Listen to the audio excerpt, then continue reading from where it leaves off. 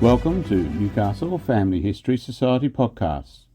The Newcastle Family History Society, located on Awabakal land in Newcastle, New South Wales, Australia, provides support for those interested in family history. We respectfully advise Aboriginal and Torres Strait Islander peoples that this podcast contains the name of a deceased Aboriginal person. Additionally, some historical quotes include language that may be offensive.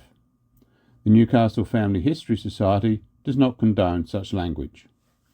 In the early decades of the Hunter Valley, bushrangers were not just outlaws. They were products of a restless and unequal society, shaped by hardship, opportunity and resistance. In this final episode of Bushrangers in the Hunter Valley, we follow the stories of the notorious Jewboy Gang and their enigmatic leader, Edward Davis, a figure remembered as much for his restraint as for his crimes. We then turn to the enduring legend of Frederick Ward, the so-called gentleman bushranger, whose reputation would eclipse those who came before him. And alongside him stands a remarkable woman, too often left in the margins, Ann Bugg, a skilled horsewoman, guide and strategist, whose role challenges the myths of bushranging itself. Despite the shooting of Patrick Riley, the transportation of the remaining members of Jacob's Irish Brigade to Norfolk Island, the hangings of the Castle Forbes gang, and intensified pursuit by authorities, including the newly deployed mounted police, bushranging persisted in the Hunter Valley. Around 1839, yet another bushranger gang began raiding across the Hunter. On November 10, 1840, Edward Davis joined the bushrangers John Marshall and John Shea. The gang, now including Davis, roamed in areas including Maitland, Newcastle, Lake Macquarie, Wollombi, Dungog, Musselbrook and Scone. From 1840, the gang leader is mostly recorded as being Edward, or Teddy, the Jewboy, Davis, and the gang became known as the Jewboy Gang. Edward Davis is the only known and recorded Jewish person who was a member of a bushranger gang. So, what is known about Edward Teddy Davis, the Jewboy? The proceedings of the Old Bailey online entry for April 5th, 1832, records some of Davis's basic details. Age 16. Sentenced to 7 years transportation for stealing on the 28th of February, 1 wooden till valued 2 shillings and 5 shillings in copper money.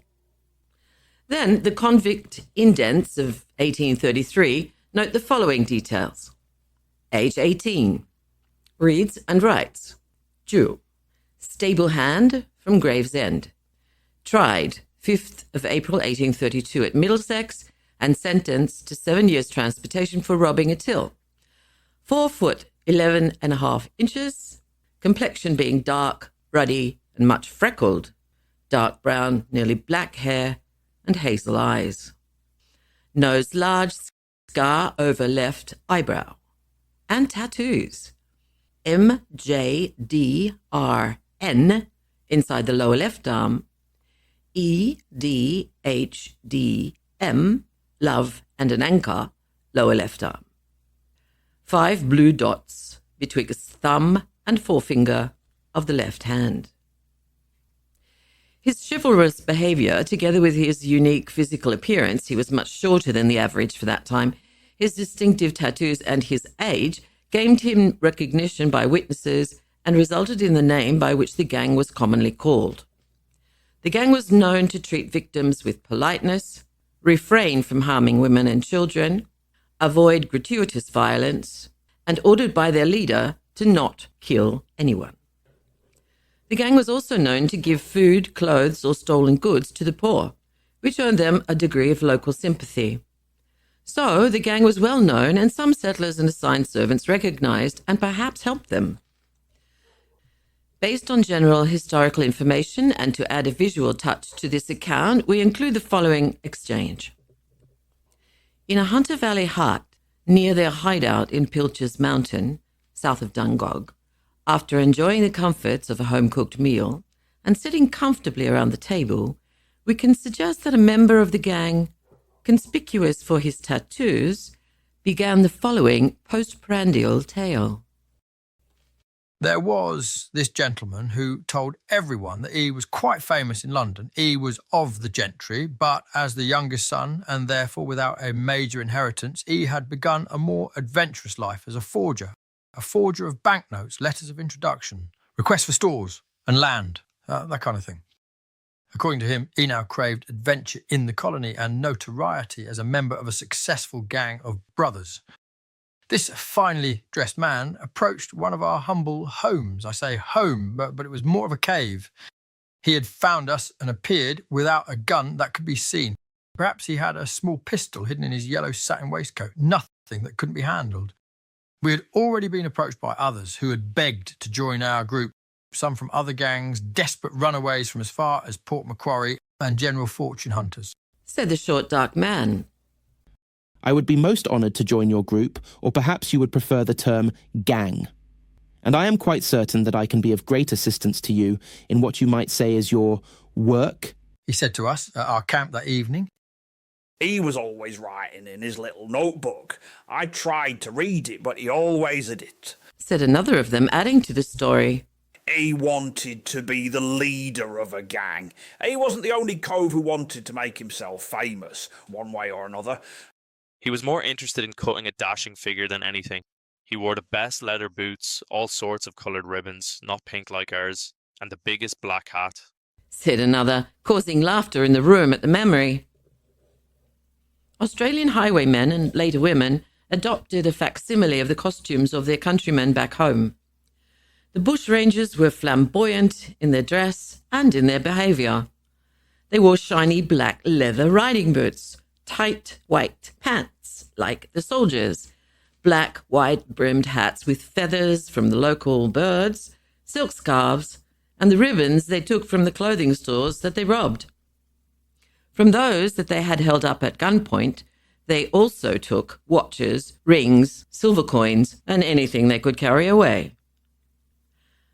The dark, long-haired man, who appeared to be their leader, went on.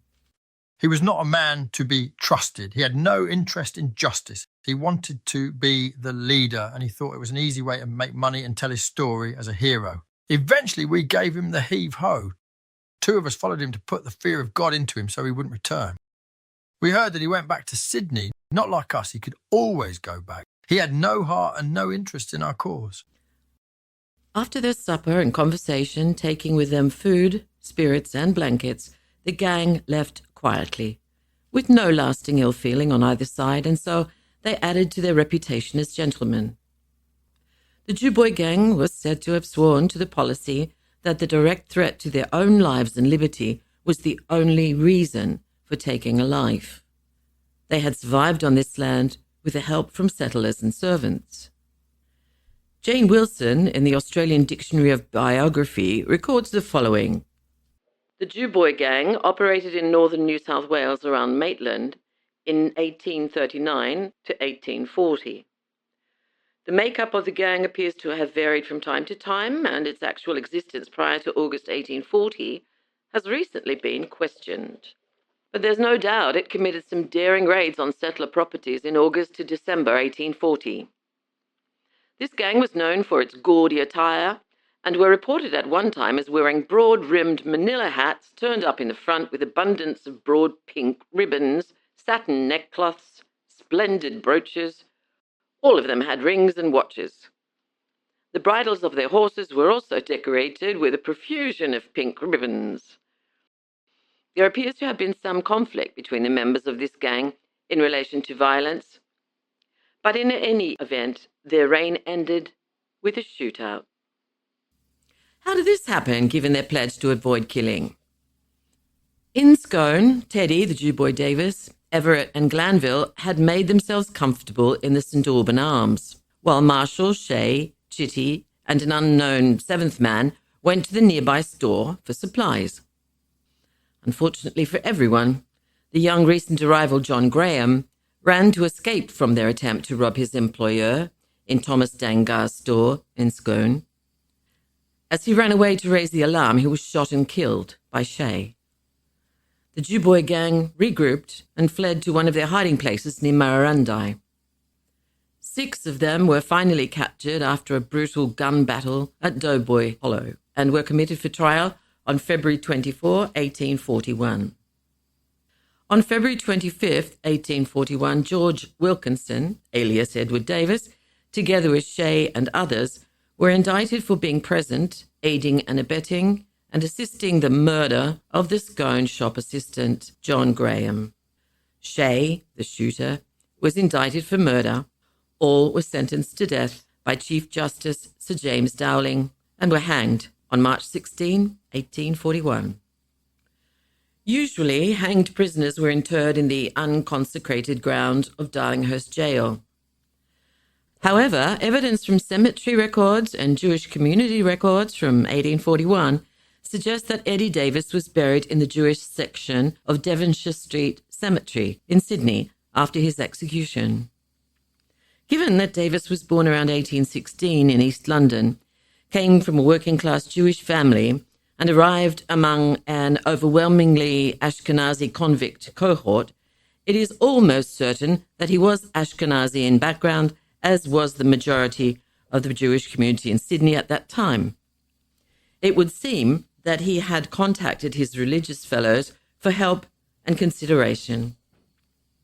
As the Australasian Chronicle, 18th of March 1841, states, on Tuesday morning, the 6 bushrangers, James Everett, Robert Chitty, John Marshall, Richard Glanville, John Shay, and Edward Davis, who were convicted at the last criminal sittings of the willful murder of John Graham at Scone on the 21st of December last, all paid the forfeit of their lives by expiating their offences on the scaffold. An immense crowd was collected to witness the last awful scene of these men's career. They all appeared to be deeply impressed with a full sense of their awful situation and paid the greatest attention to the instruction and prayers of their spiritual attendants. After about 10 minutes spent in devotion, they arose and ascended the steps to the gallows. A few minutes more were spent in devotion, and then the ropes were adjusted and the caps drawn over their faces. It is to be hoped that awful example which has been made of them will deter others. That didn't happen. Jacob's Irish Brigade, the Castle Forbes rioters, and later the Jewboy Gang had escaped from local settlements and typically ranged in our area until caught and punished. However, there were other bushrangers from further afield whose presence was also significant in the Hunter Valley. As stated previously, the leader of the Jewboy Gang, Eddie Davis, was known for politeness, avoidance of unnecessary violence, and a certain gallantry. Curiously, another bushranger, Frederick Ward, also known as Captain Thunderbolt, was known for exactly those characteristics. Yet, Captain Thunderbolt's status in folklore is much higher and extensively publicized than those who went before him. Captain Thunderbolt robbed mailmen, travellers, inns, stores and stations across much of northern New South Wales, from the Hunter Valley north to Queensland, and from Tamworth nearly as far west as Burke, for roughly 6.5 years, from 1863 to 1870. As Captain Thunderbolt was well known for his non-violent, property-focused robberies, he became known as the Gentleman Bushranger, who famously escaped from the jail on Cockatoo Island by swimming through shark-infested waters to safety. He was the son of convicts, and as such, he and his gang were prime representatives of the second wave of Australian bushranging, defined by post-convict era outlaws who rode fast horses, targeted rural roads, and became folk heroes through press coverage, which formed popular memory. Frederick Ward worked as a station hand, stockman, and horsebreaker in the Hunter and New England districts long before his conviction. He's described as a capable rider, an exceptional breaker and trainer of young horses, and skilled in handling difficult or spirited animals. These special skills were the reason he was employed on pastoral stations and also why he became involved in the horse-stealing ring that led to his 1856 conviction. As Captain Thunderbolt, he was known to show his guns rather than brandish them or discharge them. Instead, he relied on superior horseflesh to make good his getaway. He is credited with having stolen or commandeered over 40 thoroughbred racehorses in his time on the road. He also stole well-bred station horses and well-conditioned remounts. While Captain Thunderbolt's legend is most strongly tied to Uralla and New England, he spent a significant time in the Hunter, especially the Upper Hunter districts of Scone, Murrurundi, and Musselbrook. This area was where he and a series of temporary accomplices conducted raids and had hideouts. In addition, his partner, the famous bushranger Ann Bugg, was from that area, and they are known to have visited there. Through Ann Bugg, her family and connections, Thunderbolt was very familiar with the Hunter Valley. Who was this exceptional female Australian bushranger, Ann Bugg? The following comes from her biographical entry in Wikipedia. Ann Bugg, 7th of May 1834 to the 22nd of April 1905, was a Worimi bushranger. She was an expert horse rider and bush navigator. In 1833, Ann's father established a relationship with an Aboriginal woman he called Charlotte, and from this union was born Ann and her 7 siblings.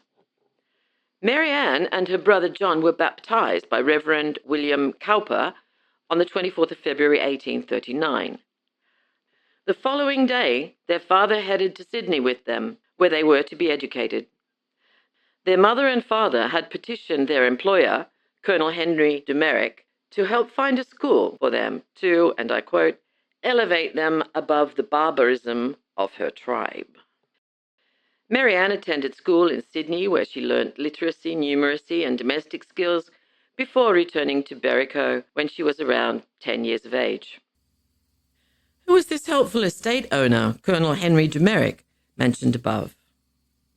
St Heliers, which was the name of Henry de Merrick's estate near Musselbrook, was one of the best regulated estates in the colony, according to John Dunmore Lang in An Historical and Statistical Account of New South Wales, 1852.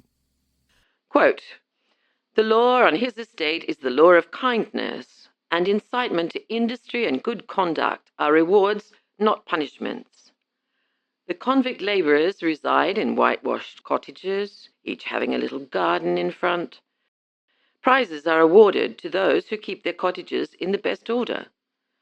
The result of such a system is just what might be expected. The men are sober, industrious, and contented. James Backhouse added further praise, pointing out the advantages of de Merrick's system of classifying the single men and placing the married men with their wives and families. This landowner stands in stark contrast to various others, including James Moody of Castle Forbes. The Wikipedia entry cited above covers Ann Bugg's early years, until she became recognised as Captain Thunderbolt's eyes and ears, helping to keep them safe from the troopers. She acted as his scout, visiting towns to find out if the troopers were around. However, there's no evidence to suggest that she accompanied him during his robberies, although the community at large believed that she did. Primarily, she looked after their bush camps, hamstringing cattle, and foraging for food for Captain Thunderbolt and their accomplices. Several reports describe her as looking like a young man wearing knee-length Wellington boots, moleskin trousers, a Crimean shirt, a monkey jacket, and a cabbage tree hat, the dress of the flash stockmen of the day, and at a time when women did not wear men's clothing.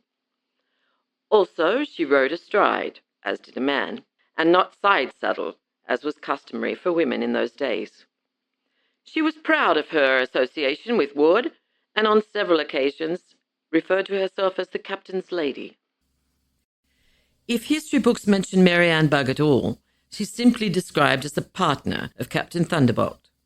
However, Ann Bugg was exceptional as a literate and capable First Nations woman and has every claim to being just as iconic as her male partner. There is an ABC News report from the 16th of November 2019 by Michael Delaney for Fierce Girls, entitled Aboriginal Bushranger Who Fought the Police but Was Dropped from Australian Folklore, which gives details of her life and times. Mary Ann's story marks her as an uncommon woman of her time. Though many relationships between settlers and Indigenous people on the frontier were violent and unequal, her parents' union was long-term and consensual. In 1860, she met Thunderbolt, whose real name was Fred Ward. Before his capture in 1870, she acted as his scout, informer, lover, and confidant, and bore him 3 children. Thunderbolt is recognized for having the longest bushranging career in New South Wales, but it's unlikely he would have survived for so long without Mary Ann's help. She taught the illiterate Thunderbolt to read. She helped provide food and shelter, spread false information to help him stay ahead of the authorities, and nursed him back to health after he was shot. What happened in the colony regarding bushrangers had lasting effects on our history. The microcosm of the Hunter Valley in the first half of the 19th century illustrates the cause and effect of the bushranging phenomenon, which has become the subject of scholarship analysis in many books, songs, and legends. Though the bushrangers did not leave progeny in the Hunter Valley, they did leave a lasting impression. This brings us to the end of my series from the Newcastle Family History Society on bushrangers in the Hunter Valley, in which we began with the imperial context of prisoners in Britain and the colony. We then focused on specific backgrounds, socio-religious context, and fates of 3 bushranger gangs and settlers, their individual lives, trials, executions, and government inquiries. We've noted the historical relationship between the British government and their official representatives, such as Governor Burke, and large landowners and magistrates, such as James Moody. We included responses by local emancipists and settlers, such as Molly Morgan, historical press reports, and their possible interactions.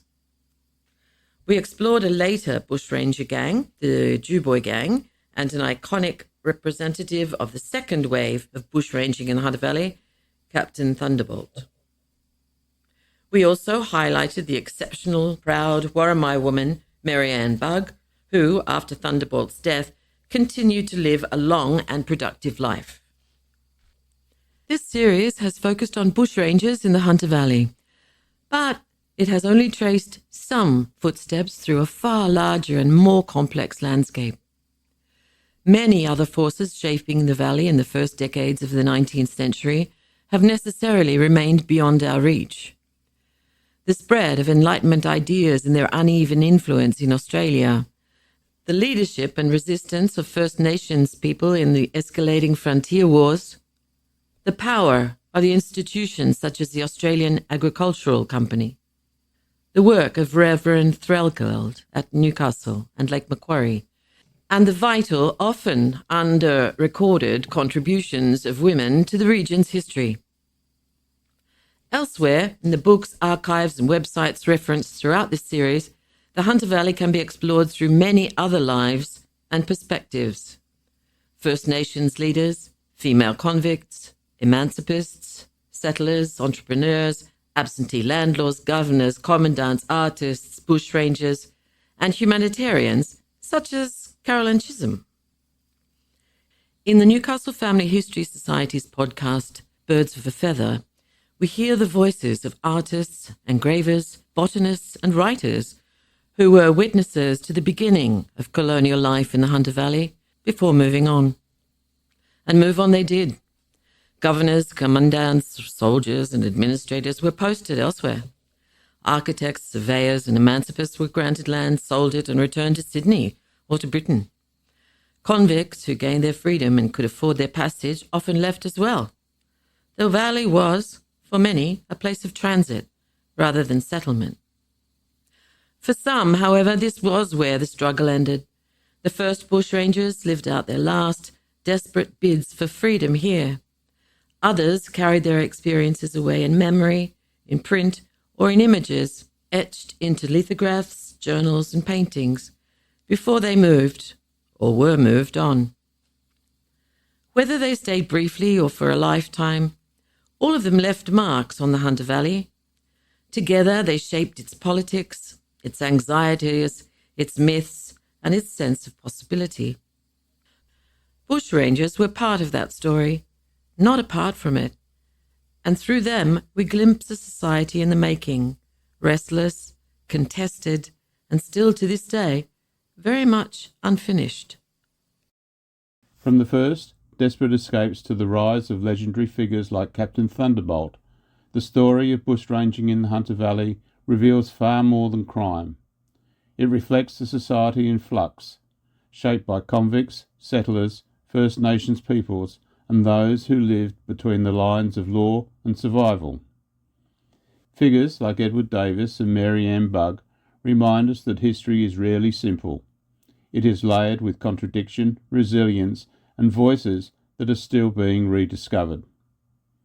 This series has followed just a handful of these stories, and we extend our thanks to Society member Narelle Austin for her research and creativity in bringing them to life. Many more stories remain, waiting in archives, records, and family histories. If you're inspired to explore further, you'll find more through our other podcasts, including Felonious Females, Birds of a Feather, and Notable Novocastrians, along with a range of publications available through our online shop. We hope you've enjoyed listening to Bushrangers in the Hunter Valley on Newcastle Family History Society podcasts.